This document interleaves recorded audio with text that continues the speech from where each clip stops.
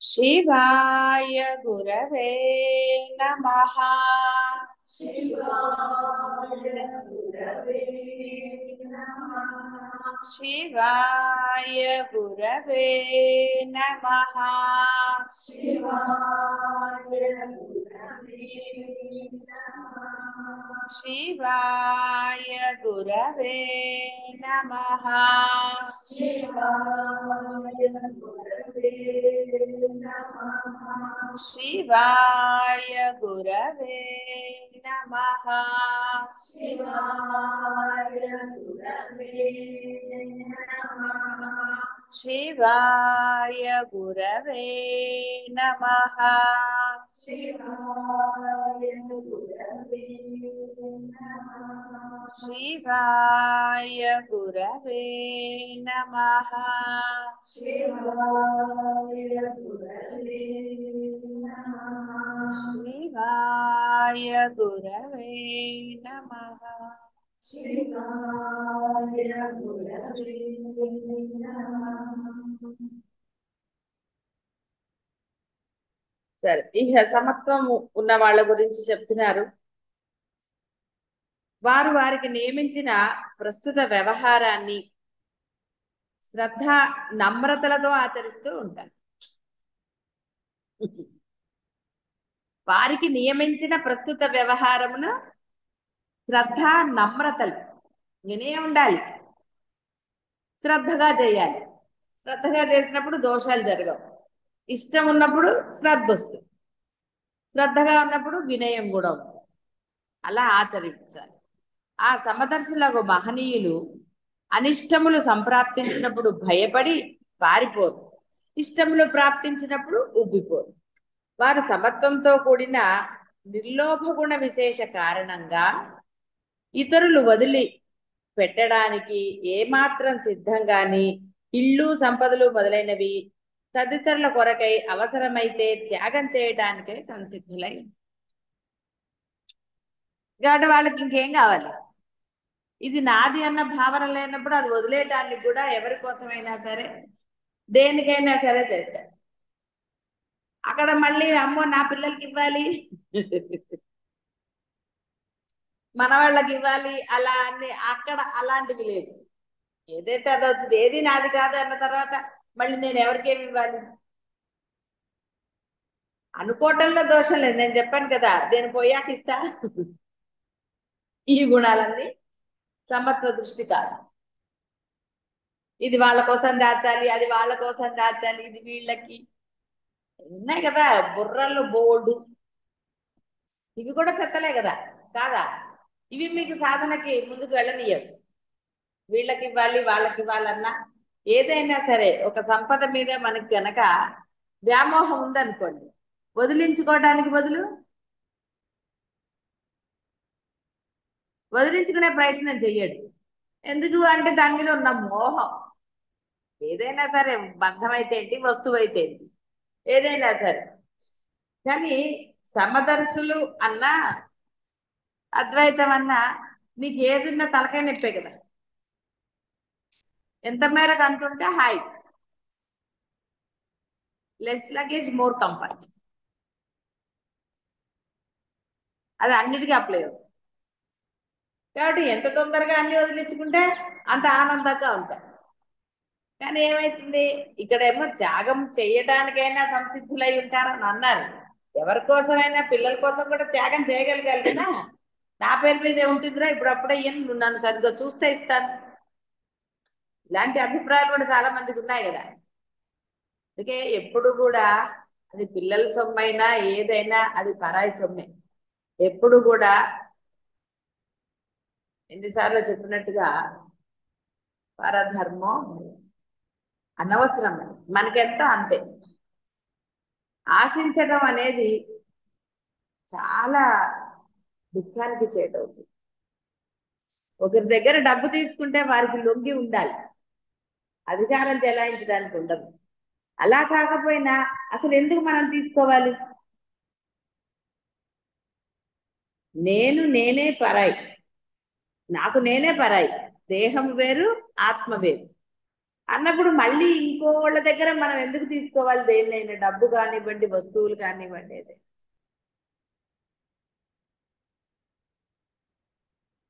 తర్వాత మనదైనా సరే నాది నేను దాచుకోవాలి, తర్వాత నా పరిస్థితి ఏంటి, అవసరం వస్తే నా పరిస్థితి ఏంటి. ఇంకా నువ్వు ఇంకేం సాధకుడివి? బ్రహ్మం మీద నమ్మకం లేనప్పుడు ఇంకోళ్ళ మీద డిపెండ్ అవుతారా? అంటే ఇలాంటి వాటికి బాహ్యమైన విషయాల గురించి. బ్రహ్మం ఇండిపెండెంట్ కదా. అంటే ఏది అంటే ఆశించటం కానివ్వండి, ఏదైనా సరే పరధర్మం ఎప్పుడూ దుఃఖానికి హేతు. అది చిన్నదైనా పెద్దదైనా ఏదైనా అంతే. ఎస్, వాళ్ళకి అవసరం ఉంది నేను ఇచ్చేస్తాను అన్న నిజంగా అంత బుద్ధి ఉంటుందా అందరికీ?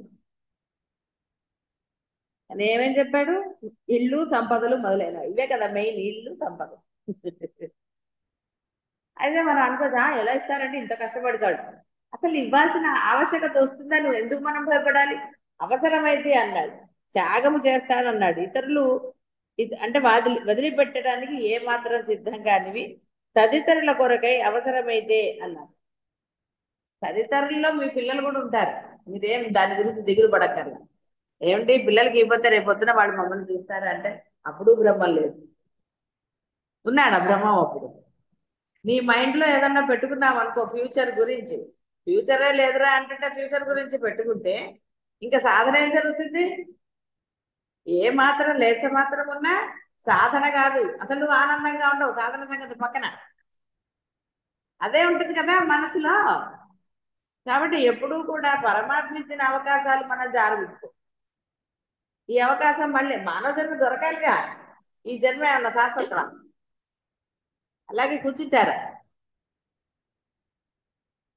చాలా జాగరూకతతో ఉండాలి. త్యాగం చేయడానికి అంటే అర్థం ఏమిటి?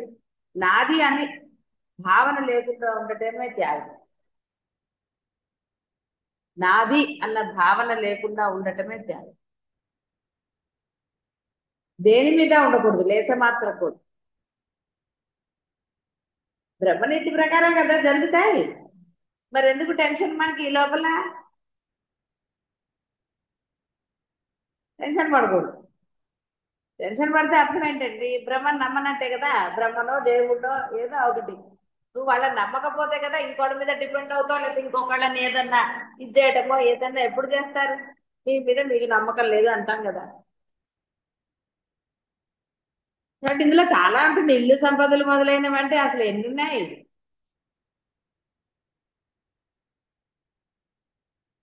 స్వభావంగానే సంతోషం అనే ఉత్తమ వృత్తిని అవధరించి ఉంటారు.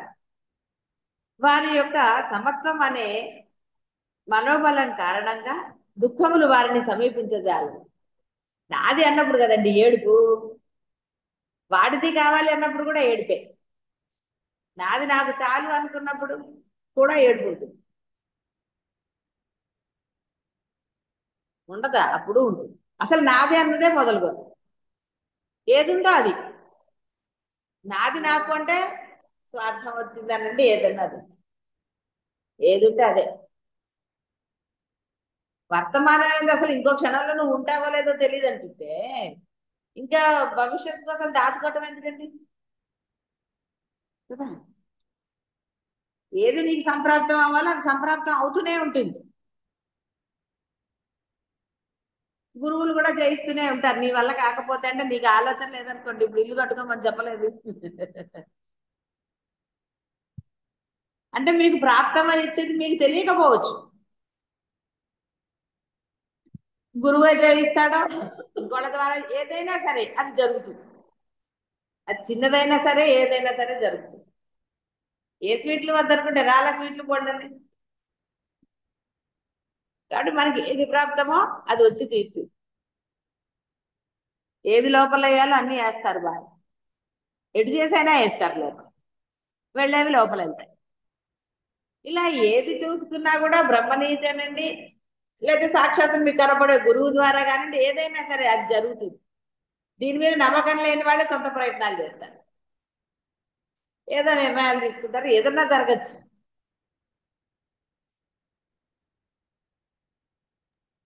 అమ్మా ఉమ్. అమ్మ, నేను నామస్మరణ చేసుకుంటూ ఇలాంటివన్నీ వదిలేయాలనుకుంటున్నానమ్మా. కానీ ఈ అవతల వాళ్ళు ఏదైనా చేస్తే నేను రియాక్ట్ అవ్వకూడదు అనుకుంటున్నాను. కానీ ఆ పావు శాతం రియాక్ట్ అయిపోతున్నానమ్మా. దానివల్ల నేను ఎందుకు ఇలాగా చేసుకున్నా సరే అటువైపు ఎందుకు వెళ్తున్నానని నాకు నాలోనే మదనం ఎక్కువ అయిపోతుందమ్మా. దానివల్ల కొంచెం హెడేక్ అలా వస్తుందమ్మా.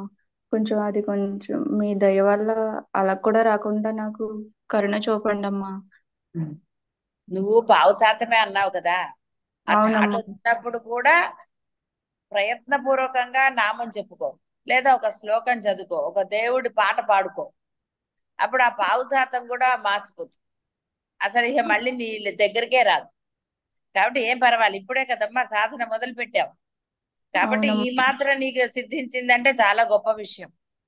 అంత కానీ నాకు తొందరగా ఉమ్. తట్టుకోలేకపోతున్నానమ్మా. అలా ఉండకూడదని అలా అలాగే ఉండకూడదని ఉంటుంది, ఎందుకంటే అదే తపస్సు, తపన అంటే అదే. అంటే ఇది చెడ్డ పని, ఇది చెయ్యకూడదు అన్న ఆ జిజ్ఞాస ఏదైతే ఉందో, అంటే ఇక్కడ తెలుసుకోవాలని కాదు, చెయ్యకూడదు అన్నది కూడా ఒక రకమైన జిజ్ఞాసే, ఆ బుద్ధి. అవునమ్మా. అంతేగాని పర్వాలేదు అనుకుని చేస్తే ఇంకా బాధ. కాబట్టి నువ్వు చాలా మంచి విషయం, చెయ్యకూడదు అని నిర్ణయించుకున్నావు, దానివల్ల బాధ కలుగుతోంది. ఇది అవునమ్మా. మంచి సూచనే, దీని గురించి వరి అవ్వకు. కాబట్టి బాధ కలిగింది అంటే నువ్వు మంచి వైపుకు వస్తున్నావు. లేకపోతే వెధ పనులు చేసి ఎవడు బాధపడరు, హాయిగా ఉంటారు. ఎందుకంటే వాడికి దాని గురించిన చింత లేదా. ఇంకోటి అంటే అంతే చేశాను అయితే ఏంటి అంటాడు వాడు.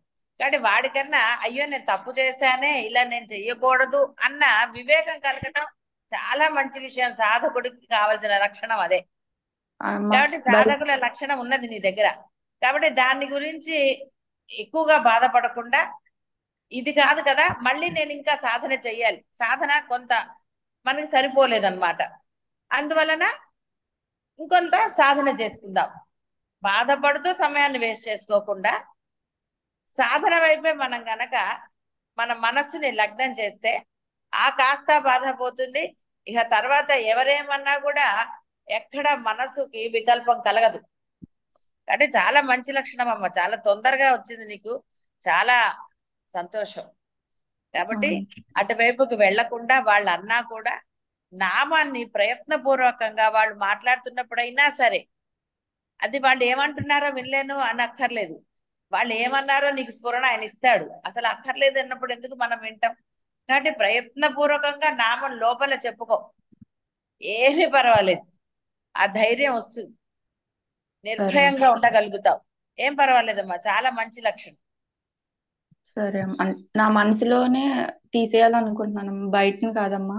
నేను ఎవరిని ఏమనట్లేదు, నన్ను కూడా ఎవరు ఏమనట్లేదు. కానీ నా మనసులో కొంచెం చిన్నది ఉండిపోతుందమ్మా. అది కూడా తీసేయాలనేసి నేను ప్రయత్నం చేస్తున్నానమ్మా. వెరీ గుడ్ అమ్మా, చేయవలసింది అదే. కాబట్టి ఆ ప్రయత్నమే సాధన. కాబట్టి ఈ నామస్మరణ అందుకనే లోపల చేయమంటాం నామస్మరణ, ఎందుకంటే మనసులో కదా అన్ని ఉన్నాయి, కుళ్ళు కుతంత్రాలను మంచి చెడు అన్ని ఉన్నవి లోపలే కదా. లోపల నుంచి మన మాట ద్వారా చేత ద్వారా బయటికి వస్తాయి. లోపల లేనిది ఏమొస్తుంది బయటికి? ఎప్పుడైనా అధాటుగా చేసేది బ్రహ్మంది, అది ఎప్పుడు మంచి పనే ఉంటుంది. అధాటుగా ఎవడు చెడ్డ పని చేయడు. లోపల ఉంటేనే చెడ్డ పని చేస్తాడు, చెడ్డ మాటలు మాట్లాడతారు. కాబట్టి లోపల ఏది లేకుండా ప్రయత్నం, అందుకనే లోపలే నామస్మరణ జరగాలి. ఒక్కొక్కసారి మనకి బాహ్య పరిస్థితులు ఉన్నప్పుడు బాహ్యానికి చేసుకోవటంలో దోషం లేదు, కానీ మనము ప్రయత్నపూర్వకంగా ఆ మనస్సులో నామస్మరణ జరిగేటట్టుగా చెయ్యాలి. చెప్పాను కదా, మన ఊపిరి మనకి తెలీదు, జరుగుతూ ఉంటుంది. ఆ ఊపిరి ఎలా జరుగుతుందో మన నామం కూడా మనకి తెలియకుండా జరగాలి. ఆగిపోయే స్థితి ఆయన చూసుకుంటాడు. వహామి అహం అన్నాడు, అన్ని రకాలుగా ఆయన వహిస్తాడు.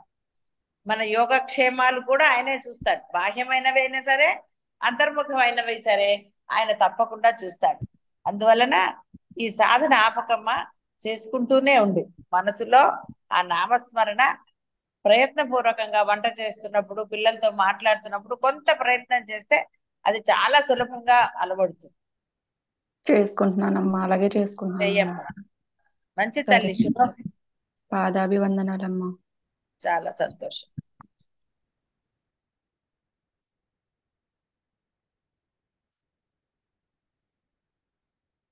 కాబట్టి సమత్వం అనే మనోబలం కారణంగా దుఃఖంలో వారిని సమీపించజాలవు. వారు దుఃఖరహితులై ప్రసన్న చిత్తులై అనేక భేదభావములు కలిగి ఉండి తద్వారా అనేక మానసిక వేదనలలో నిష్కారణంగా చిక్కుకున్న వారిని చూసి వీరు సమత్వం అభ్యసిస్తూ ఉంటే ఎంత బాగుంటుంది అని అనుకుంటారు. అంటే ఒక కరుణతో అనుకుంటారు. ఎన్ని ఉన్నాయి, ఇంకా ఉన్నాయి కదా, ఉన్నాయి లేవా? అది మరి ఉన్నాయి ఎప్పుడు గురుగారు. పోతాయి? అవి పోవాలి. పోవడానికి సాధన తప్ప అన్య మార్గం లేనే లేదు. ప్రయత్నపూర్వకంగా ప్రతిదినం ఆచరణలో మంచే చేస్తూ మంచి మాట్లాడుతూ మంచి వింటూ అన్ని శుభములే చేసుకుంటూ ఉంటే, శుభం అంటే మంచే, ఆనందం అది కలుగుతుంది. అంతేగాని బుర్రలో ఒకటి, బుర్రలో అంటే మనసులో ఒకటి, మాట ఒకటి, చేత ఒకటి, మూడు ఏకమవ్వాలన్నారు. అంతేగాని మూడు తలో దారి పడితే ఇక అధోగతే, ఇంక అంతగానే లేదు. కాబట్టి అనుకుంటా అందుకు సూచనలు అందించే ప్రయత్నంలో ఉంటారు. ఉపదేశాదులతో సహజీవులను ఉత్తేజపరుస్తూ ఉంటారు. అంటే ఒకరు మనకి మంచి చెప్తున్నారు అంటే మంచివాడైతే గ్రహిస్తాడు. మామూలుగా పరమాత్మ బేసిక్ గా అందరిని మంచివాళ్ళుగానే పుట్టించాడు, ఎందుకంటే ఆయన మంచివాడు కాబట్టి. సరే, ఏదో మొత్తానికైతే నానా రకాల చెత్త చేర్చుకుంటారు. కాబట్టి అప్పుడప్పుడు అంటే శ్రేయోభిలాషులు అంటుంటారు కదా, హితము కోరేవారు మీ పట్ల ఒక మంచి భావన అనండి, ఏదో ఒకటి కలిగిన వారు అనుకుందాం. ఏదైతే నేను మీకు శుభం కలగాలని మీకు మంచి చెప్తారు, ఇలా ఉండకండి అలా ఉండండి. అది కేవలం గురువే అవ్వక్కర్లేదు, ఇంట్లో చిన్నవాళ్ళు పెద్దవాళ్ళు అందరూ చెప్పవచ్చు. కాబట్టి వాళ్ళు మీకు మంచిని చెప్తారు, ఇలా చెయ్యకు అలా చెయ్యకు, ఇట్లా ఉండు అట్లా. అది వీళ్ళ బుద్ధి గనక కొంతన్నా మంచిగా ఉంటే దాన్ని గ్రహిస్తారు.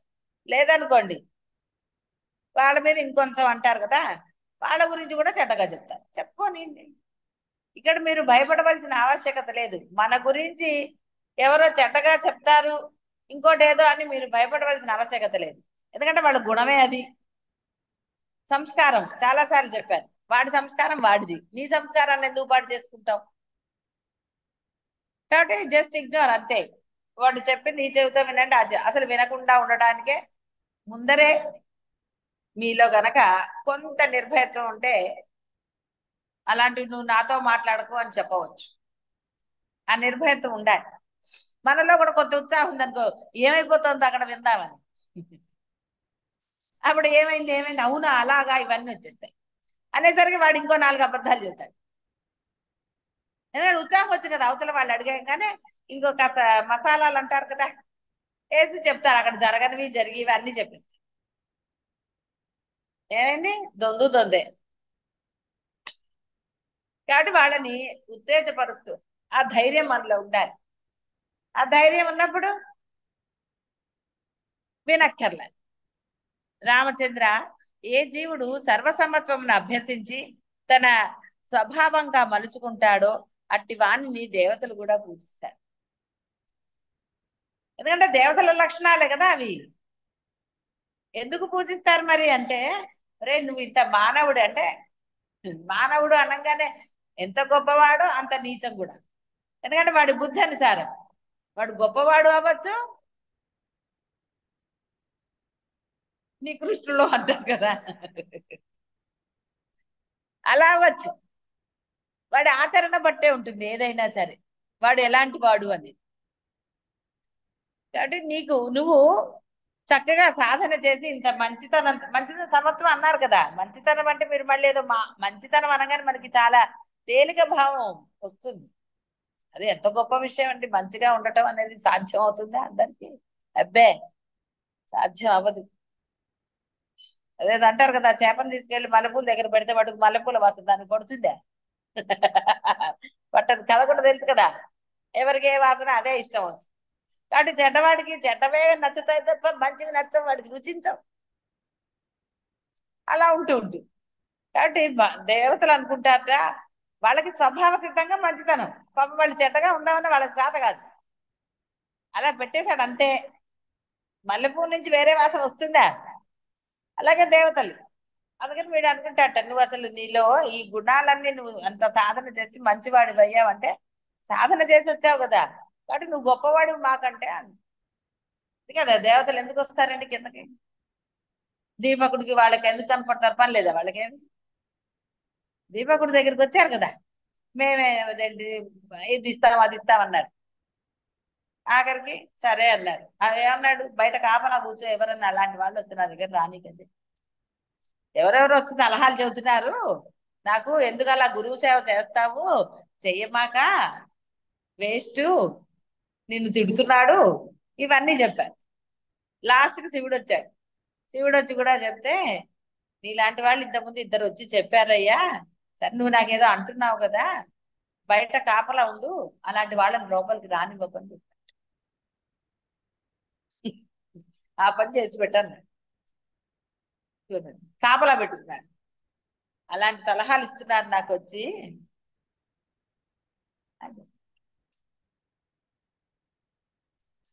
ఆ ధైర్యం ఉంటుంది ఎవరికి ఉంటుంది?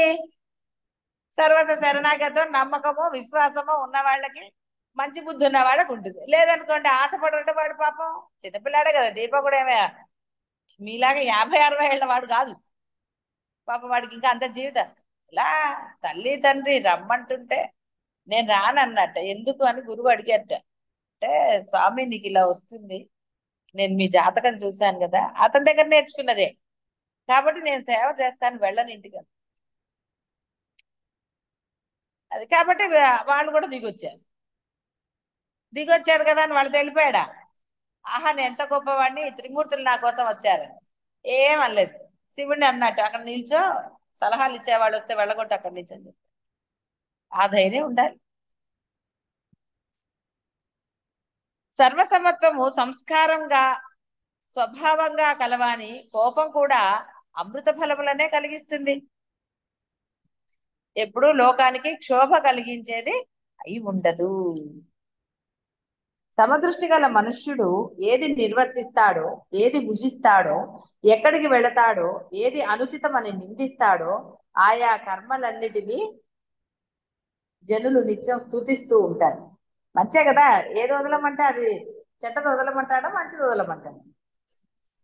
ఆ బుర్ర ఉంటే బాగుపడతాడు. లేదా స్తుతించడం ఎందుకు జరుగుతుందండి? అతడు చేసేది శుభము గాని అశుభము గాని, శీఘ్రంగా గాని నెమ్మదిగా గాని అదంతా జనులచే ప్రశంసించబడుతూ ఉంటుంది. వాళ్ళేం వాళ్ళ కోసం ఎదురు చేస్తారా ఎవడు మెచ్చుకుంటాడని? వాడు మెచ్చుకుంటే అంటే మెచ్చుకోకపోతే, వాడి లక్షణం సహజ లక్షణం మంచి చేయటం, వాడు చేస్తూ ఉంటాడు.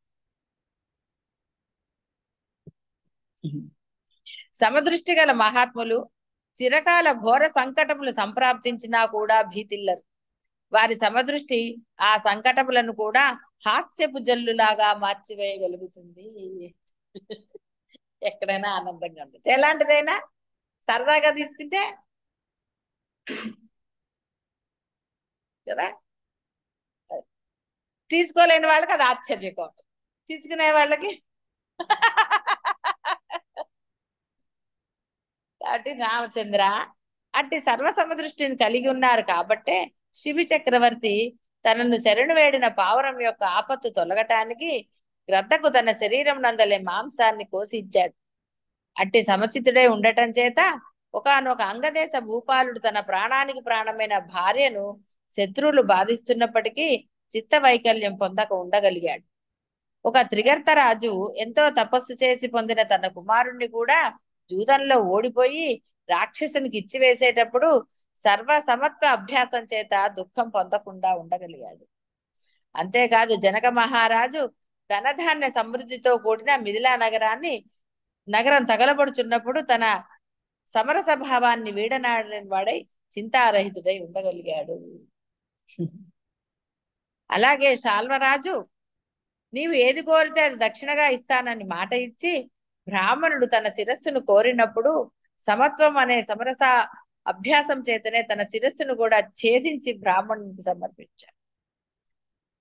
ఇంకో సౌవీర దేశరాజు ఇంద్రుని జయించి ఐరావతాన్ని సంపాదించి యజ్ఞం ప్రారంభించబోతూ ఋత్విక్కుల కోరికను అనుసరించి ఐరావతాన్ని ఇంద్రునికి ప్రేమపూర్వకంగా ఇచ్చివేశాడు. కదంబవనంలో నివసించే ఒక క్రూర రాక్షసుడు గురువాక్యానుసారం మాంసాహారం మానివేశాడు. కాబట్టి రాక్షసులు కూడా ఉంటుంది అని. సమత్వాభ్యాసం చేతనే సుసాధ్యమైంది. ఎందుకంటే రాక్షసులు తినేదే మాంసం. అదే మానేశాడు అంటే బాలచంద్రుని వలె శుద్ధుడై జన్మించిన జడభరతుడు తన యొక్క సమత్వం అనే సాధన బలం చేత భిక్షపాత్రలో అగ్నిని చెరుకు రసం త్రాగినట్లు త్రాగి వేశాడు. సమబుద్ధి చేతనే ధర్మవ్యాధుడు మాంసము నమ్ముకునే వృత్తి నిర్వర్తిస్తూ కూడా పరమపదమగు మోక్షాన్ని చేరుకున్నాడు. చెప్పలేదు ఎన్నో కథలు చెప్పలేదు. ఒక ఋషి ముని వచ్చి అన్ని నెత్తి మీద అవన్నీ ఉన్నాయి కదా కథలు. సమత్వ బుద్ధిని సంపాదించుకుని ఉండటం చేతనే కపర్ధనుడు అనే రాజర్షి ఒకసారి నందనవనంలో ప్రవేశించి స్త్రీలను చూసి కూడా అతనికి వికారం కలగలేదు. వికారాలు కలగడానికి ఏమి కదా, ఇలా రకరకాలు. రామచంద్ర, హరిశ్చంద్రాది అనేక మంది రాజర్షులు ఏవేవో సందర్భాలలో రాజ్యములను త్యజించి కాటికాపరిగా అయినప్పుడు కూడా ఎటువంటి వైకల్యం పొందకనే ఉన్నాడు. అనేక మంది ఈ సభలో గొప్ప ఋషులు, మునులు, సిద్ధులు వీరంతా దేవతల వంటి వారిచే పూజించబడుచున్నప్పుడు కూడా, అనేక అవమానములు పొందుచున్నప్పుడు కూడా, గొప్ప సిద్ధులు ఉండి కూడా ఉద్వేగులు అవ్వటమే లేదు. కాబట్టి రాముల వారు ఇంద్రుడు వచ్చినప్పుడు మళ్ళీ పిలవలేడు, ఈసార్లు చెప్పుకోలేదు. ఉదాహరణ. కాబట్టి ఎన్నో ఉన్నాయి. హనుమంతుడి దగ్గర బలం లేదా? ఎన్నో ఉన్నాయి. చేశాడా? తీసుకుపోతానన్నాడు. సీతమ్మ వారు అలా అందా? అందుకని ఆవిడ అమ్మవారు అన్నారు. ఏది ధర్మం అది చేసింది. కాదు నా భర్త బయలుదేరాడు అన్నావు కదా, ఆయనేరా అని. భార్యను రక్షించే ధర్మం ఆయన్నే. ఇలా నేను రాకూడదు, ఆయనకు అవమానం అలాంటిది, అది అధర్మం అవుతుంది అని చెప్పి. అందుకనే ఆవిడ అమ్మవారు అన్నారు. లేకపోతే సీత అమ్మవారు అంటాం ఎందుకు అసలు? అనక్కర్లే కదా. కాబట్టి ఇలాంటి ఎంతో మంది ఉన్నారు. ఎన్ని పొందినా మానవమానాలు చదివేశామా, ఉద్వేగం అవటం లేదు. రాజులు, సామాన్యులు కూడా సర్వ సమదృష్టి అనే పురుషాకారం చేత మహనీయులకు కూడా పూజనీయులు అయ్యారు. పురుషాకారం అంటే పురుషులన్న కాదు, జీవుడు దేహం ఉండటం వల్ల. కాబట్టి నువ్వు మంచివాడిగా ఉండాలో చెడ్డవాడిగా ఉండాలో నీదే కదా. ఒకరి ముందు చేయి చాచాలా అక్కర్లేదా అన్న నిర్ణయం కూడా నీదే. కాబట్టి ఎక్కడైనా సరే అన్ని మనకి సమకూరుతాయి, అన్ని వస్తాయి అంటుంటే, సర్వసంపదలు నీకు సమకూరుతాయి అంటే మళ్ళీ మనం ఎందుకండి లేనిపోంది అంటే అది అక్కడెక్కడ ఉంది లోపల. ఆ లోపల ఉన్నది మనని పక్కదారి పట్టిస్తుంది.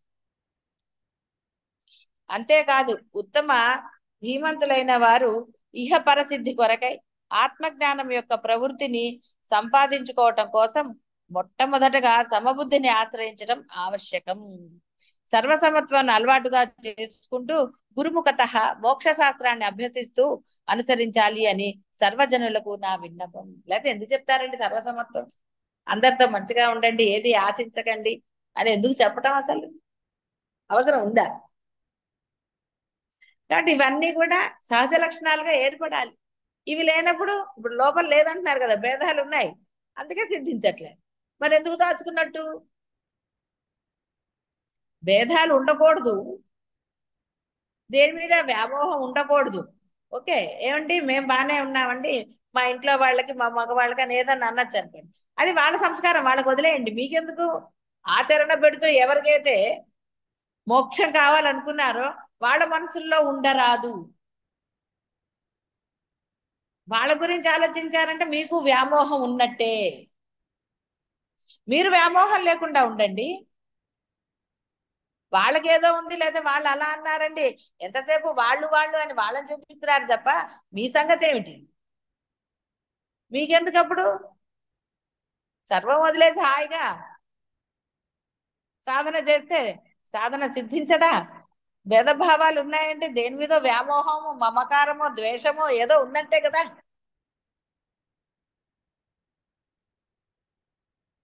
కాబట్టి మరి దేనికి ఉంచుకున్నట్టు? ఏదైనా అంతే. చిన్నది లేశమాత్రము ఉన్నా సరే ఏది కూడా మిమ్మల్ని అంటే మీరు అనుకున్న లక్ష్యాన్ని పొందనివ్వదు.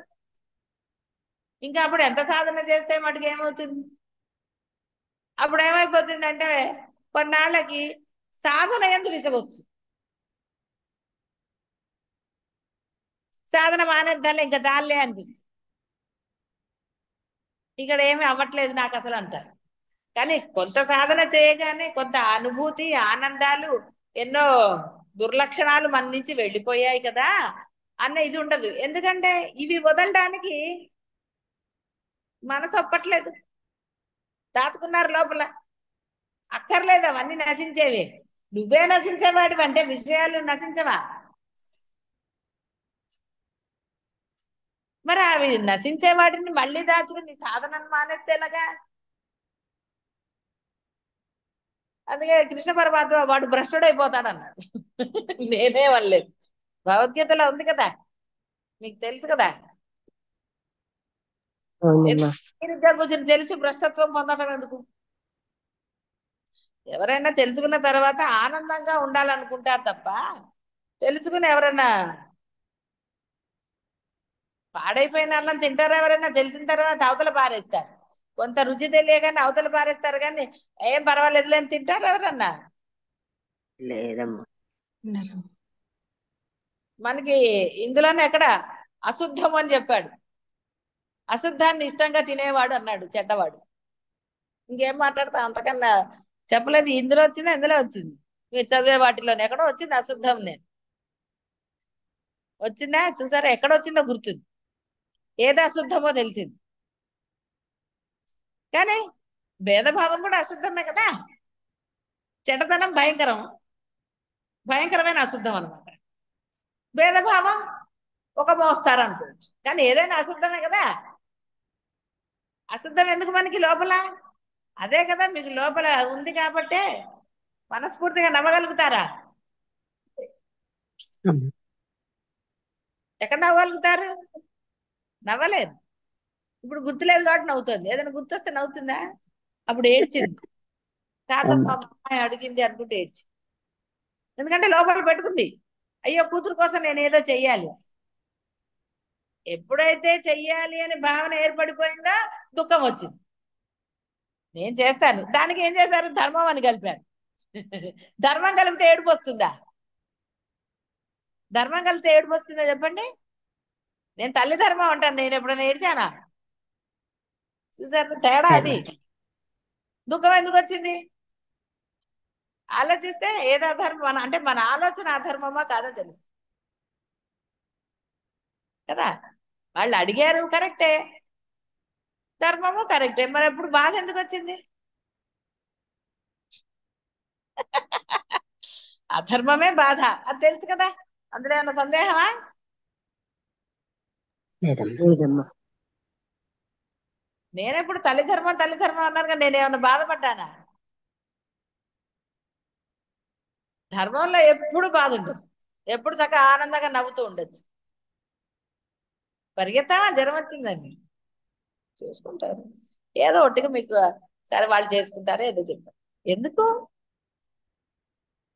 ఎక్కడ ధర్మమో అక్కడికి ఆ పరమాత్మ పట్టుకుపోతాడనే ఏదన్నా అనండి, ఒట్టిగా బోధ కోసం చెప్పచ్చు.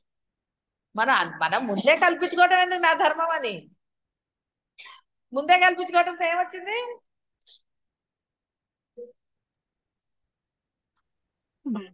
అది సంగతి. అదే కల్పించుకోకపోతే ఏం జరుగుతుందో అది జరగనిద్దాం.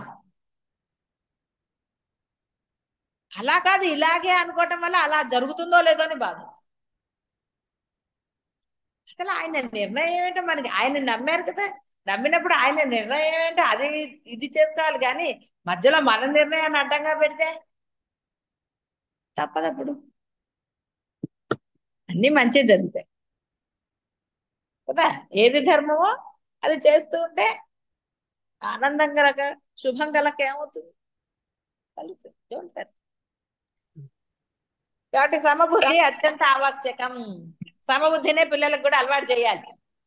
అప్పుడు వాళ్ళే, అప్పుడు ఏం జరగాలి అది జరుగుతుంది కదా. మన చేత ఏం చేయాలి ఆయన చేయిస్తాడు కదా. మనకి ఎందుకు కంగారు, దేనికి ఎక్కడ కంగారు అక్కర్లేదు.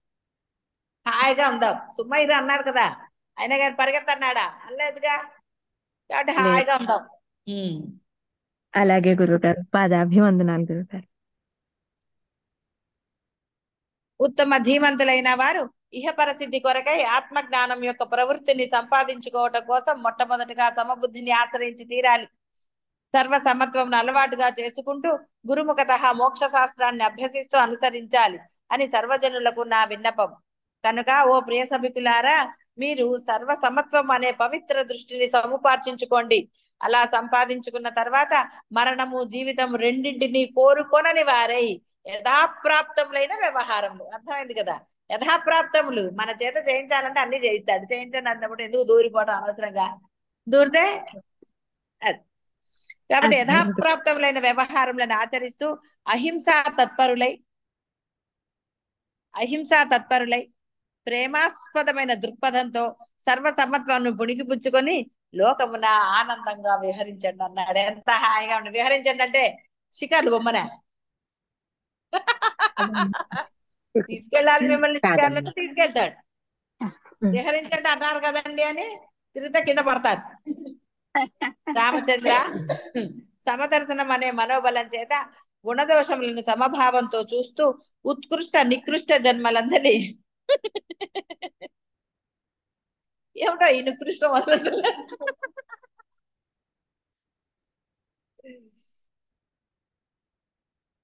సమదర్శనం అనే మనోబలం చేత గుణదోషములను సమభావంతో చూస్తూ ఉత్కృష్ట నికృష్ట జన్మలందలి సుఖ దుఃఖములను సమముగా దర్శిస్తూ మాన అవమానముల పట్ల సమభావం కలిగి ఉంటూ ప్రస్తుత వ్యవహారం అనాసక్తి పూర్వకంగా ప్రస్తుత వ్యవహారాన్ని ఇప్పుడు మీరు నిర్వర్తించే దానిని అనాసక్తి పూర్వకంగా త్యాగ బుద్ధితో దాన్ని ఆచరిస్తూ ఉన్నాడు. అట్టి పవిత్రమూర్తి ప్రకాశశీలుడకు జీవన్ముక్తుడు లోకోపకారం కొరకు మాత్రమే ప్రపంచంలో సంచరిస్తూ ఉంటాడు. అంటే మీరు కూడా అలా అవ్వాలని. కాబట్టి ప్రస్తుత వ్యవహారాలు మీరు గురుసేవ ఎంత అనాసక్తి ఉండకూడదు. ఎందుకంటే ఇప్పుడు అనాసక్తి అన్నారు కదండి అని తీసుకోండి గురువు గారు అలా చేస్తారు ఖాళీలో.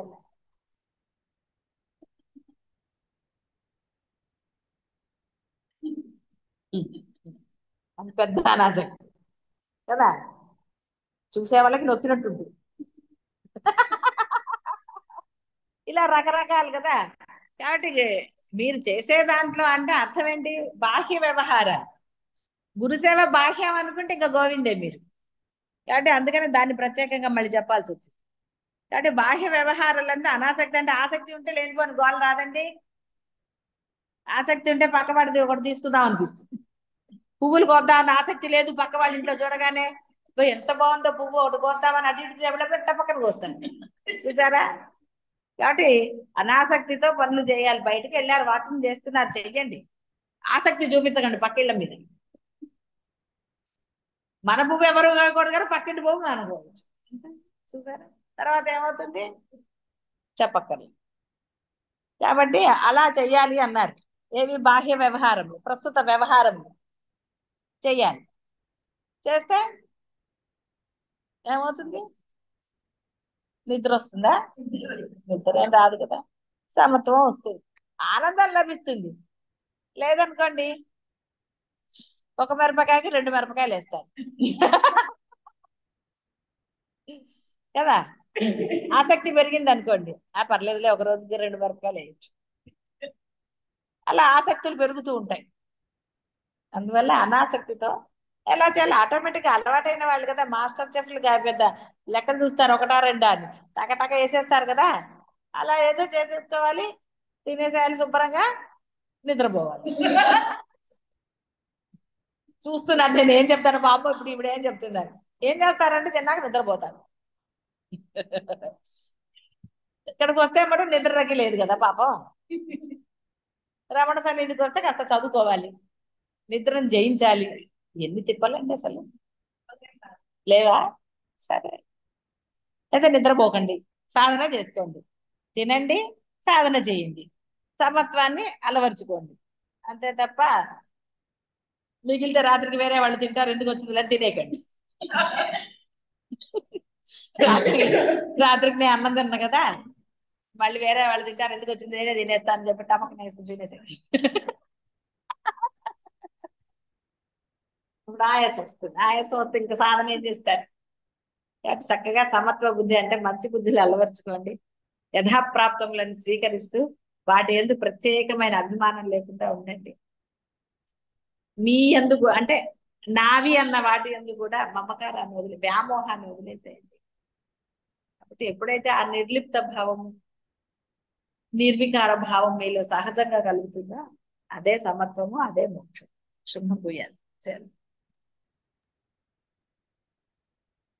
శివాయ గురవే నమః.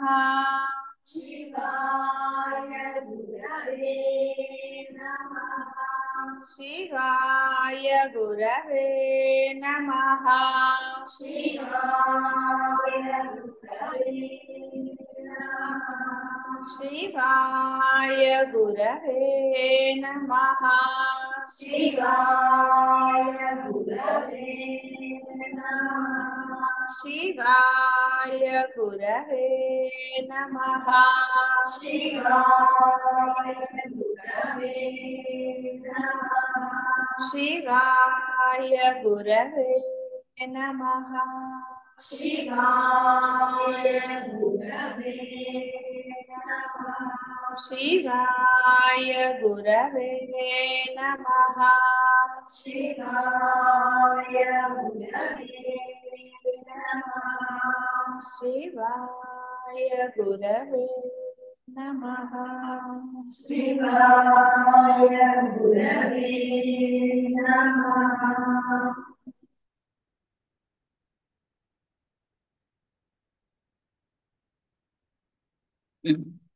సరే, రాముల వారు మళ్ళీ చిన్న ప్రశ్న అడిగారట. మునీంద్ర, మోక్ష శాస్త్రం యొక్క పునశ్చరణకై ఈ ప్రశ్న వేస్తున్నాను. జీవన్ముక్తులు అనునిత్యం ఆత్మజ్ఞాన పరాయణులై ఉంటారు కదా, సదా ఆత్మారాములై వెలయువారు కర్మత్యాగం చెయ్యాలి. మరి ఆయా జీవన్ముక్తులు కర్మలు ఎందుకు వదలటం లేదు అన్నారట. వశిష్ఠుల వారు చెప్తున్నారు ఎందుకు జీవన్ముక్తులు కర్మలు ఎందుకు చేస్తున్నారు. శ్రీ గురుభ్యో గురుభ్యో నమః. నమః.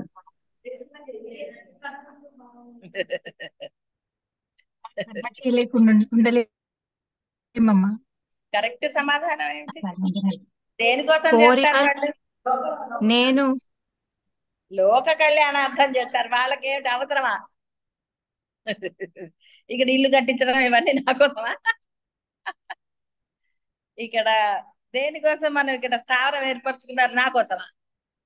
నేను ఉండడానికే అక్కర్లే కదా నా కోసం అయితే. కాబట్టి లోక కళ్యాణార్థం అంటే ఒక ఉద్ధరణ అనుకో, దానివల్ల ఒక శుభం జరగటానికి, తన కోసం కాకుండా. సరే రామచంద్ర, జీవన్ముక్తులకు ఇది గ్రహించాలి అనే దృష్టి ఎట్లాగైతే ఉండదో అలాగే త్యజించాలి అనే దృష్టి కూడా ఉండదు. వారికి ఏదైనా త్యజించడం చేత గాని గ్రహించడం చేత గాని కొత్తగా రాగలిగిన ప్రయోజనం ఏమన్నా ఉందా? దానికి ఇక్కడ త్యజించవలసిన దుఃఖకరమైన కర్మ గాని స్వీకరించి అవశ్యం ఆచరించవలసిన సుఖకరమైన కర్మ గాని ఏదీ లేదు. వారికి గ్రాహ్య త్యాజ్య ప్రయోజనాలు లేవు. కాబట్టి వర్ణాశ్రమమునకు ఉచితమైన, అర్థం చేసుకోండి, వర్ణాశ్రమానికి ఉచితమైన ప్రవాహ పతితమైన ఆయా కార్యములను ఆ రీతిగా ఆచరిస్తారు. కాబట్టి ఏ ఆశ్రమాలు, వర్ణాశ్రమాలు అంటే తెలుసు కదా, 4 వర్ణాలు, కాబట్టి దానికి తగ్గట్టుగా ప్రవర్తిస్తారు. అంతే తప్ప తీసుకుంటే ఏమిటి, వేసుకుంటే వేసుకో, గాజులు వేసుకుంటే ఏదో వస్తుంది, గాజులు తీసేస్తే ఏదో వస్తుంది. వాళ్ళకి ఒట్టిగా చెప్తున్నా. ఒక అభిప్రాయం ఉంటుంది కదా, గాజులు వేసుకోవాలి అది ఇది అలాంటి ఏవేవో అభిప్రాయాలు కొంతమందికి ఉంటాయి. కానీ అలాంటి అభిప్రాయాలు ఉంటే మళ్ళీ అది ఎక్కడికి వెళ్ళింది? అంటే ఒక భావం నీకున్నప్పుడు అది నిన్ను నేనుకు కట్టిపడేసింది కదా, అంటే దాని నుంచి నువ్వు ఆశించావు కదా, గాజులు ఎందుకు వేసుకోవాలని భావించావు? శుభం జరుగుతుంది అని. శుభం అంటే ఏమిటి? సూక్ష్మం ఆలోచించండి కదా. కాదు, శుభం అంటూ వేరే ప్రత్యేకంగా ఉందా? గాజులతో వచ్చే శుభమును ఇంకో దాంతో వచ్చే శుభము వేరే ఇన్ని ఉన్నాయా శుభాలు? కాబట్టి ప్రత్యేకంగా గాజుల యందు దృష్టి అవసరమా మనకేమన్నా? వేసుకోవాలి అని ఎక్కడన్నా ఉన్నదా? ఎందుకంటే ఎటువైపు వెళ్తున్నా అద్వైతం. దీనివల్ల ఈ ఉపయోగము అంటే బాహ్యమైనది ఇది, దీనివల్ల ఒక ఉపయోగం అని అనవచ్చా? కాబట్టి లేదమ్మా. గ్రాహ్య త్యాజ్య ప్రయోజనాలు ఏవి లేవు.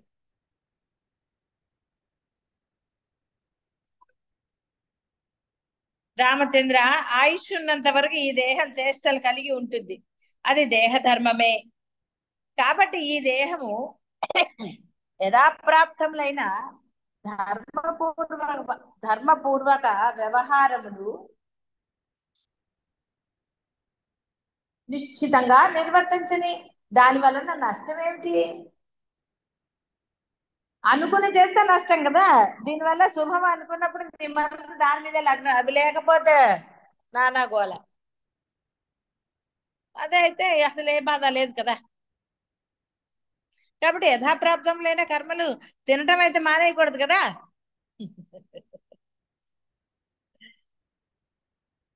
అలా కాకుండా మరొక విధంగా చేయటం వలన వచ్చే ప్రయోజనం మాత్రం ఏమిటి, అగత్యం ఏమిటి? బాహ్య ప్రయోజనాలు ఇప్పుడు అవసరమా? సాధకులు కూడా బాహ్యమైన వాటి యందు ఇలాంటి దృష్టి ఉండరాదు. ఉన్నాయి, వేసుకోండి. గాజులు కావచ్చు, నగలు కావచ్చు, ఏవైనా సరే. కానీ ఇది వేసుకోకపోతే ఒక అశుభము, వేసుకుంటే ఒక శుభము అని ఒక ప్రయోజనాన్ని ఆశించడం దోషం సాధకులకి, అద్వైత మార్గంలో ఉన్నవారు. అలాంటి దృఢాభిప్రాయం అసలు ఏ అభిప్రాయం పెట్టుకోరాదు. అందులో దృఢాభిప్రాయం ఉంటే ఇంకా నీకు జీవలక్షణం ఎప్పుడు పోతుంది, నిన్ను అంటి పెట్టుకునే ఉంటుంది. కాబట్టి కొన్ని అభిప్రాయాలు పెట్టుకునరాదు. ధర్మంగా మనం కొన్ని ఆచరించవచ్చు, అది నీకు సంబంధించింది కాదు. కుటుంబ పరంగా వర్ణాశ్రమ ధర్మాలుగా కొన్ని ధర్మాలు ఉంటాయి, ఆ ధర్మాలు నువ్వు ఆచరించవచ్చు. అంతే తప్ప నీ అంటే నీ దేహానికి నువ్వు అలాంటి ధర్మాలు ఏదో పెట్టుకుని ఇది ధర్మము అనడానికి లేదు. ఎందుకంటే నువ్వు అక్కడ ప్రయోజనం ఆశించావు. ప్రయోజనం ఆశించింది ఏది ధర్మం కాదు, బాగా గుర్తుపెట్టుకో. ప్రయోజనాన్ని ఆచరించింది ఏది కూడా మంగళసూత్రాలు తీసి గోడకు పెడతారు. వాళ్ళకి ఏమైనా అశుభం జరిగిందా చెప్పగలరా? కొన్ని ప్రాంతాల్లో వాళ్ళు వేసుకోరు, అది ఆ ప్రాంత ధర్మం. ఏ ప్రాంత ధర్మం అంటే ఆ ప్రాంతం. ఈ ప్రాంత ధర్మం అయినా సరే కొంతమంది తీసి రాత్రికి ఒకే నీకు తగిలిచ్చారు, వాళ్ళకేమన్నా అయిందా?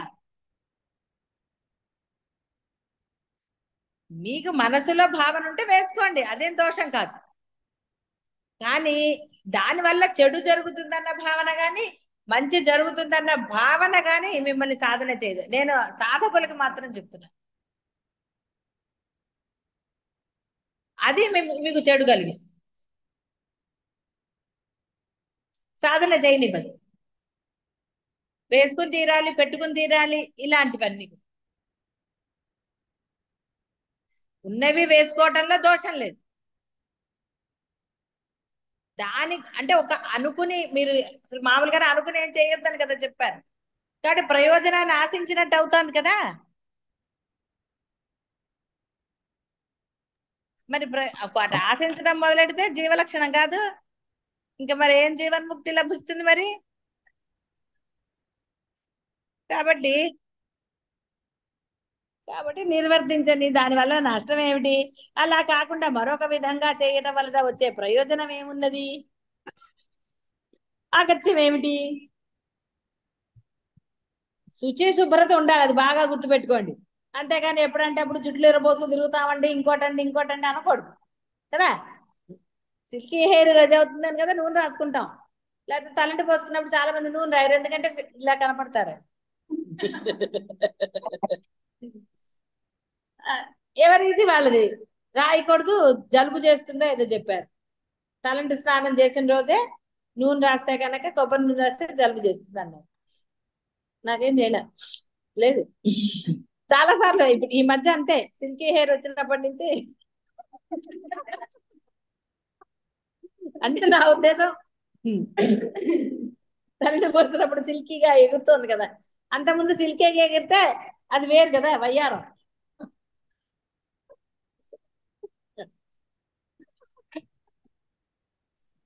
ఇప్పుడేం బాగుంటుంది వయ్యారాలు, అందుకని చెప్పి ఇప్పుడు నూనె రాసుకుంటేనే సింగారంగా ఉంటుంది. మరి వయసు వచ్చాక ఎలా ఉండాలో అలాగే ఉండాలి, అంతేగాని వేరేలాగా ఉంటే ఏం బాగుంటుంది. అందుకని సిల్కీ హెయిర్ అని నూనె రాస్తాం. మరి ఎప్పుడు నాకు ఇంతవరకైతే జలుబు చేయలే. చాలా మంది అంటారు జలుబు చేస్తుంది అని, చేయలేదుగా. ఏదో ఎప్పుడో ఒకళ్ళకో ఇద్దరికో చేసింది అనుకో, వాళ్ళు మరి ఏమన్నా జుట్టు చాలా ఇదిగా ఉందేమో బహుశా, మరి నూనె రాస్తే అది ఆరక వాళ్ళకి జలుబులో ఉన్నప్పుడు తలంటు పూసుకున్నారు, ఏమిటో మనకి తెలియదు. కాబట్టి ఇష్టం ఉన్న వాళ్ళు రాసుకుంటారు, జలుబు చేస్తుంది అనుకున్న వాళ్ళు రాసుకోరు. సో వాట్, అంతే కదా. వీళ్ళని అనక్కర్లే వాళ్ళని అనక్కర్లే, ఎవరి జుట్టు వాళ్ళు ఇష్టం అండి. మరి జుట్టుకు కూడా వేరే వాళ్ళది గోర్లో కూడా నీ ఇష్టం అంటే ఎట్లా?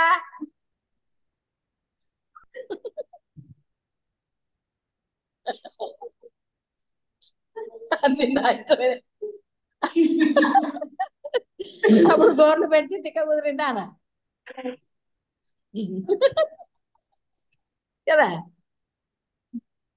నువ్వే కట్ చేయండి అప్పుడు ఇంకోసారి అందు ఏ పో కట్ చేసుకో అంటుంది. అమ్మా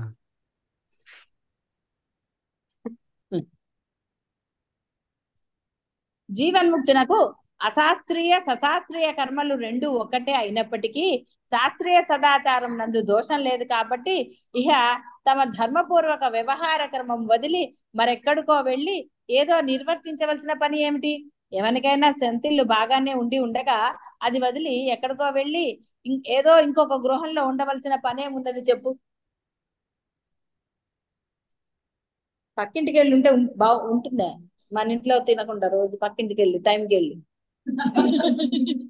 వాళ్ళు తినే టైము, వాళ్ళ టీ టైము, స్నాక్స్ టైము బాగుండదు కదా. అలాగే సొంత ఇల్లు ఉంచుకుని దాన్ని అద్దెలకి ఇచ్చుకుని మనం ఇంకో అద్దెకిల్లు ఉంటే ఏం లాభం చెప్పండి? ఏమన్నా బాగుంటుందా? మాకు ఇల్లు ఉందండి అంటే అక్కడ ఎందుకు ఉండలేదు అంటారు. సొంత ఇంట్లోనే ఉండమంటారు కదా ఎవరైనా కూడా. రకరకాలు కాబట్టి గోర్లు ఏమి ఇబ్బంది పెట్టవు కదా. రామచంద్ర, లేదమ్మా. ఒకడు కార్యము యొక్క సిద్ధి అసిద్ధుల యందు సమము నిర్మలము నిర్వికారమైనట్టు బుద్ధితో ఏది ఎట్లు చేసినా కూడా అది అతని పట్ల సదా దోషరహితమే. అర్థమైంది కదా.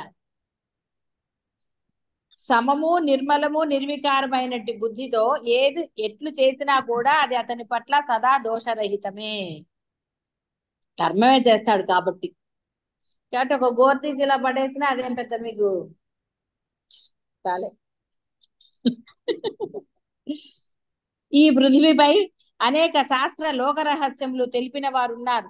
వారు వారి యొక్క బుద్ధి తెలివితేటలతో లోకోపకారంలో ఆశయంగా కలిగి ఉండటమే ఉచితం.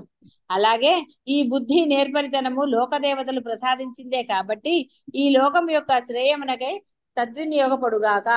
కొందరు జీవన్ముక్తులు సంగ్రహితమగు బుద్ధితో యథాప్రాప్తములైన కర్మలు నిర్వర్తిస్తూ లోకసేవ సంఘసేవ చేస్తున్నారు. మరికొందరు గృహస్థాశ్రమ ధర్మాలు నిర్వర్తిస్తూ ఈ ప్రపంచంలో వర్తిస్తారు. అలాగే నీ వంటి కొందరు రాజర్షులు ఆత్మారామ స్వరూపులుగా రాగరహితంగా సంఘరహితంగా ఉత్తమ బుద్ధితో తత్వజ్ఞులు సంతాపరహితులు అయి ప్రజారంజకంగా రాజ్యాలను ఏలవచ్చు. మరికొందరు జీవన్ముక్తులు వేదార్థములను ఆశ్రయించి కర్మ సన్యాస యోగాన్ని అభ్యసిస్తూ ప్రస్తుత కర్మలను దైవ సమర్పణ బుద్ధితో నిర్వర్తిస్తూ ఉన్నారు. ఇంకొందరు యజ్ఞములు లోక కళ్యాణార్థం నిర్వర్తిస్తూ నిత్య అగ్నిహోత్రులై ఉన్నారు.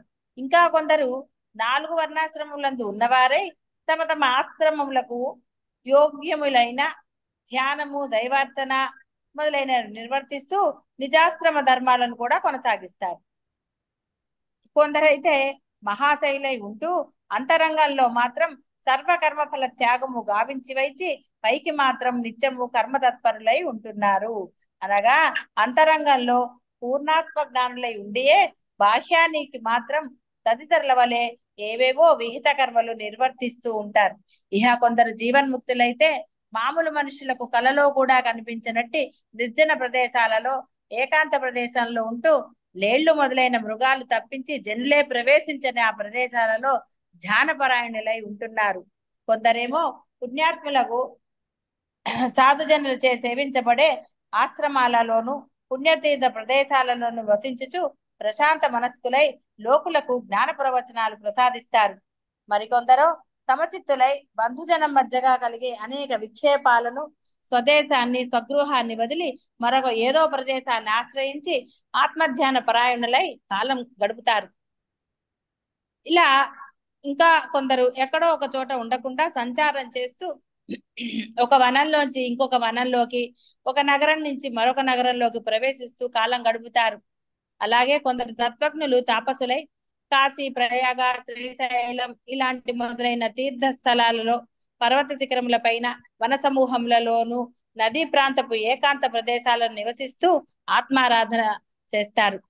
సన్యాస విధిని స్వీకరించి ఇంతకు ముందటి వర్ణాశ్రమ ధర్మాలను త్యజించిన వారై ఉంటారు. బ్రహ్మచర్య ఆశ్రమ ధర్మాలను స్వీకరించుచు వర్తిస్తారు.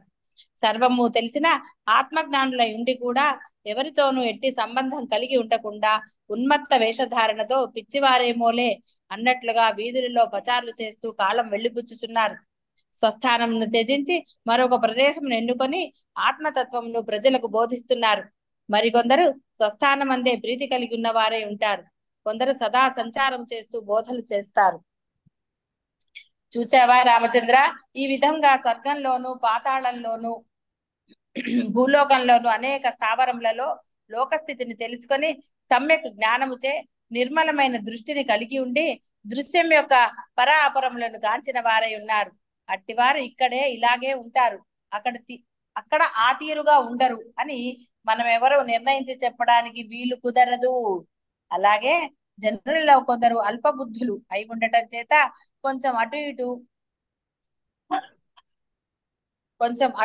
కొంచెం ఇటు ఊగే చిత్తము కలవారే ఉంటారు. వారిలో కొందరు పాపాచరణను త్యజించి క్రమంగా సజ్జనుల మార్గం అనుసరిస్తూ వస్తారు. కొందరు అర్థ ప్రబుద్ధులు, మేము బ్రహ్మస్వరూపలమే కదా, శాస్త్రాలు చెప్పాయి కాబట్టి నిషిద్ధమైన ఆచరణ కలిగి ఉన్నా తప్పేమిటి, మమ్మల్ని ఏం చేస్తారు ఎవరైనా అని అనుకుంటూ గర్వముతో కూడుకుని ఉన్నవారే సదాచారాలను త్యజించి వేస్తారు. అది ఉభయభ్రష్టత్వానికి దారి తీయగలదని జనులందరికీ నా హెచ్చరిక. కాబట్టి పూర్ణ జ్ఞానం కలగాలి. సదాచారం అంటే శుచి శుభ్రం అని చెప్పాను. ఏది ధర్మము? సదాచారము అంటే ఎప్పుడూ ఆచరించవలసినది. ఏమిటది? ధర్మం. అంతే తప్ప వేరేవి కాదు. అంటే మనం తప్పుగా అర్థం చేసుకోవడానికి లేదు. గర్వంతో కూడుకోకూడదు. అర్థ ప్రబుద్ధులు అంటే సగం తెలిసి సగం తెలిసి తెలియక వాగుతూ ఉంటారు అంటారు. కానీ వాడు చెప్పిందే కుందేలుకి 3 కొమ్ములు ఇలాంటి వాళ్ళు. కాబట్టి నిషిద్ధమైన ఆచరణ కలిగి ఉన్న తప్పేంటి అని ఇష్టం వచ్చినట్టు చేస్తారు. పాపాచరణం ఇవన్నీ అన్నారు కదా రామచంద్ర. ఈ విధంగా జన సమూహంలో అనేక మంది జనన మరణ సముద్రాన్ని దాటివేయాలని అభిలషిస్తారు.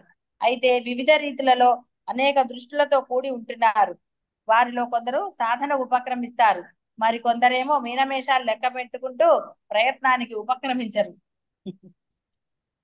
అందుచేత రామచంద్ర, సంసారంను దాటివేయటానికై వనవాసము గాని స్వదేశవాసము గాని కష్టదాయకమైన తపక్రియలు గాని కారణము కాజాలవు. అర్థమైంది కదా? సంసారాన్ని దాటివేయటానికి ఏది అడ్డం కాదు. అలాగే కర్మ పరిత్యాగం గాని కర్మ పరిగ్రహణం గాని వివిధములై కార్యాచరణములు గాని వాటిచే కలిగే కార్యసిద్ధి గాని ఖ్యాతి, లాభము, ఐశ్వర్యము, వరము, కార్య సామర్థ్యం మొదలైన ఆయా పుణ్య పాప వ్యవహారాది సమూహాలు గాని సంసార నివృత్తికి కారణం, ప్రత్యక్ష కారణం కాదు. మరి తన యొక్క శుద్ధ సచ్చిత్ భావన ఎందలి స్థితియే సంసార సాగరమును దాటివేయడానికి కారణం. ఎవని మనసైతే తత్వజ్ఞానాన్ని సంపాదించుకున్నదై ఈ ఎదురుగా కనిపిస్తున్న సర్వ సాంసారిక విషయములందును అంతరంగంలో అనాసక్తిని పెంపొందించుకొని ఉంటుందో అతడు మాత్రమే ఈ సంసార సాగరాన్ని దాటి వేస్తాడు. సందేహం ఏమీ లేదు. మీకు కూడా తెలుసు కదా పాపం.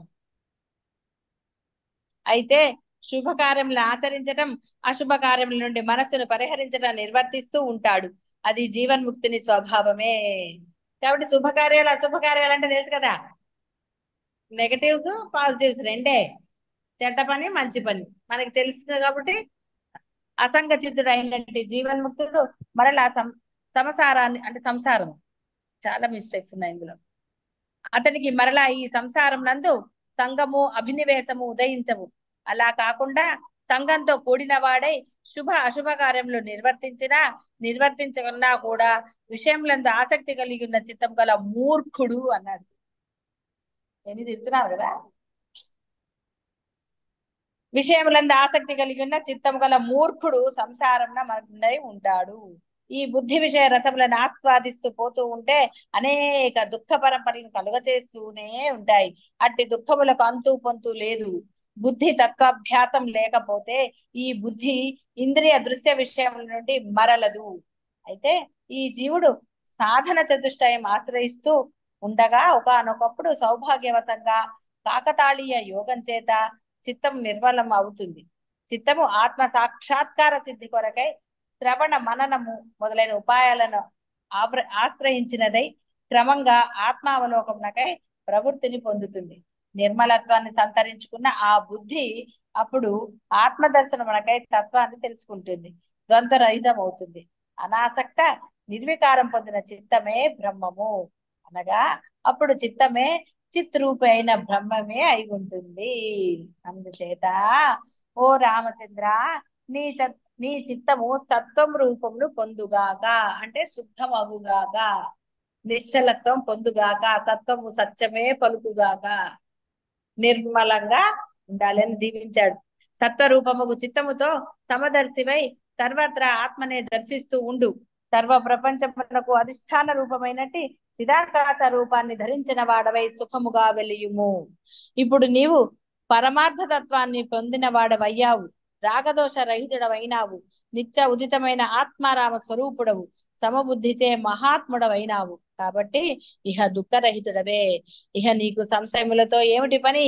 కాబట్టి సంశయరహితుడవు అయ్యదవు గాక. ఎందుకంటావా? ఏకము జన్మ జరా మరణ వర్జితం పరమ పవిత్రం అయినట్టి బ్రహ్మపదం నీవే. ఈ జగత్తంతా కూడా నిర్మల పరబ్రహ్మ స్వరూపమే. ఇహ ఈ జగత్తులో ప్రకృతి రూపంగా గాని, మల రూపం గాని, వికార రూపం గాని, ఉపాధి రూపం గాని, ఆ ఉపాధి యొక్క బోధ రూపం గాని, దాని యొక్క ఇచ్చ, గ్రహణం, త్యాగం, భోగం మొదలైనవి గాని ఎక్కడున్నాయి? లేనే లేవు. అంతటా కూడా సుస్పష్టం అకృతం అగు చిన్మయ బ్రహ్మమే ఉన్నది. స్వ అనుభవంచే ఆ బ్రహ్మమే నేను అని తెలుసుకున్న వాడవై పాము కుబుసమును విడిచినట్లు సర్వ సంశయాలను త్యజించివే. ఇంకెందుకు అసలు సంశయం దేనికి? ఇంకా శుక్రవారాలు మంగళవారాలు ఉన్నాయా? ఇది పండగ అది పండగ కాదండా. అద్వైత రూపముతో అంతటా నీవే అయి ప్రకాశించు. రామచంద్ర, నీకు ఇంతకంటే ఎక్కువగా జ్ఞానం కొరకై చెప్పవలసినది ఏమీ లేదు. ఎందుకంటే ఇప్పటికే ఆద్య స్వరూపం అక్షయమైనట్టి జ్ఞానసారం నీ హృదయంలో ఉదయించింది. కాబట్టి ఇక నీకు బోధ అవసరం లేదయ్యా అని చెప్పాడు. నీవిప్పుడు వేద్య వస్తువుకు ఆత్మస్వరూపాన్ని తెలుసుకున్న వాడవయ్యావు. ఆత్మారాముడివై స్వయం ప్రకాశయుక్తంగా నీవు భాషిస్తున్నావు. కాబట్టి ఇక నీకు బోధతో పని లేదు అని చెప్పాడు. సంశయాలు కూడా ఇంకా అక్కర్లేదు నీకు అని అన్నాడు. అంటే అదేమిటండి మరి సంశయాలు ఉంటాయంటే అతను అడిగేవేనా అందులో ఏమీ లేదు కాబట్టి ఆ సంశయాలన్నీ కూడా అనవసరమైనవే అన్నాడు. ఏమడిగాడు ఇందాక కదా, ఆ అడిగినవి మీకు కూడా తెలుసు కదా పాపం. రాముడు అడిగినవి పెద్ద సందేహాలా? ఆయన అందుకే చెప్పాడు, మీ నుంచి వినడం కోసం అడుగుతున్నాను స్వామి, నాకు పెద్ద సందేహం ఏం లేదు, కాకపోతే మీ దగ్గర వినాలని ఒక చిన్న కోరిక అన్నాడు అంతే.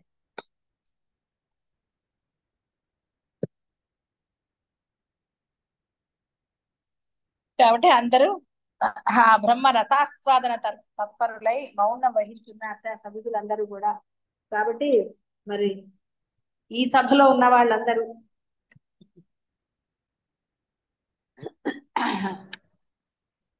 ఎప్పుడు ఆ బ్రహ్మానంద రసాన్ని పొందుతారో అదేం పెద్ద కష్టమైంది కాదు. ఎందుకంటే ఆల్రెడీ తెర తీయగరాదా స్వామి అన్నట్టుగా తెర మాత్రమే అడ్డం ఉంది. తెర పెట్టుకుంది మీరే, ఆయన కాదు. కాబట్టి తెర చాలా పల్చటి తెర, తీయటం పెద్ద కష్టమేం కాదు. ఎలాగైతే మీలో ఇంకా ఉన్నాయని మీరు చెప్తున్నారో అమ్మా భేదభావం. ఆ అమ్మ పాదాపి వందనాలమ్మా. ఇప్పుడు వారంలోనే పట్టింపు ఏమి ఉండదు కదమ్మా ఇంకా. అసలు మామూలుగా కూడా ఇంత ముందైనా ఉండదండి. ఇప్పుడు కోరికలు ఏం లేనప్పుడు మనం అసలు అవన్నీ ఏం పట్టించుకోకర్లేదు. అంటే మన విలేజ్ ఏం చేస్తదంటే శనివారం నూనె రాసుకోకూడదు, తల స్నానం చేసి అన్నది, తర్వాత బుధవారం నూనె అసలు ఎప్పుడు తెచ్చుకోకూడదు, పెద్ద పట్టించుకోకర్లేదండి అవన్నీ. ఆ అసలు అవి ఆ ఎప్పుడు పట్టించుకోకర్లా. మంగళవారం తలంటి పోసుకోకూడదు, ఇలాంటివన్నీ అంటుంటారు కదమ్మా. అదే అవన్నీ సగం మంగళవారం తెలిసి తెలియక. కటి కట్ కటింగ్ చేయించుకోకూడదు, ఇలాంటివన్నీ అవును. అంటారు కదమ్మా. ఇది ఎంతవరకు అదే నిజం? అదే ఇందా చెప్పా కదండి, ఆ పూర్వకాలం అట్లా ఉండేది. అవునమ్మా. మంగళవాళ్ళు వచ్చేవారు, వాళ్ళకి మరి ఉపాధి కల్పించాలి కదా. ఇప్పటిలాగా అన్ని లేవు కదా. ఇప్పుడు అసలు ఎవరు ఇప్పటికీ లేరు, అలాగే అందరూ ఉందమ్మా. ఉద్యోగాలు ఆ ఆ? ఇప్పుడు కూడా అలాగే ఉందమ్మా ఇక్కడ.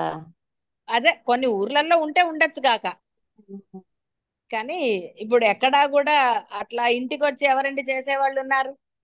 మంగళ షాపులు ఉన్నాయి, ఎందుకంటే ఇళ్లలో కుదిరిన వాళ్ళు అక్కడ పోతారు, కానీ వాళ్ళు గోర్లు కట్ చేయరు కదా. అంటే రకరకాలు అన్ని ఒకే రకంగా ఉన్నాయని నేను చెప్పను. అంటే లైన్ కట్టర్ తోటి ఇళ్ళ కాడ చేసేసుకుంటున్నారు, అలాంటివి చేయకూడదు అన్న అని పెడుతున్నారు అన్నమాట. అంటారు కానీ అది అది దాని వల్ల నేనైతే అది నమ్మలేదండి ఎప్పుడు కూడా. ఇప్పుడే కాదు, నేను ఎప్పుడు అది పాటించలేదు కూడా. ఎందుకంటే దానికి ఎక్కడ మనకి ఒక ధర్మంతో లింక్ లేదు. శుచి శుభ్రతతో ముఖ్యమైనది అది, దాని గురించి ఏ వారమైనా ఏర్పరిచారు. పర్వాలేదు. శుచి శుభ్రమే, ఎందుకంటే అన్ని వారాలు భగవంతుడివే కదా. అవునమ్మా. కాబట్టి మరి ఒక వారమే చేస్తే ఆయన్ని అవమానించడం అవ్వదు. అందువల్ల ఇక్కడ ఏంటంటేనండి, శుచి శుభ్రత ముఖ్యం. ఏదైనా ఆచరించు, ఏ రోజు అనేది ముఖ్యం కాదు, శుచి శుభ్రత అనేదే ముఖ్యం. అది పాదాపి వందనాలమ్మా. శుభం భూయా. అమ్మా నమస్కారం.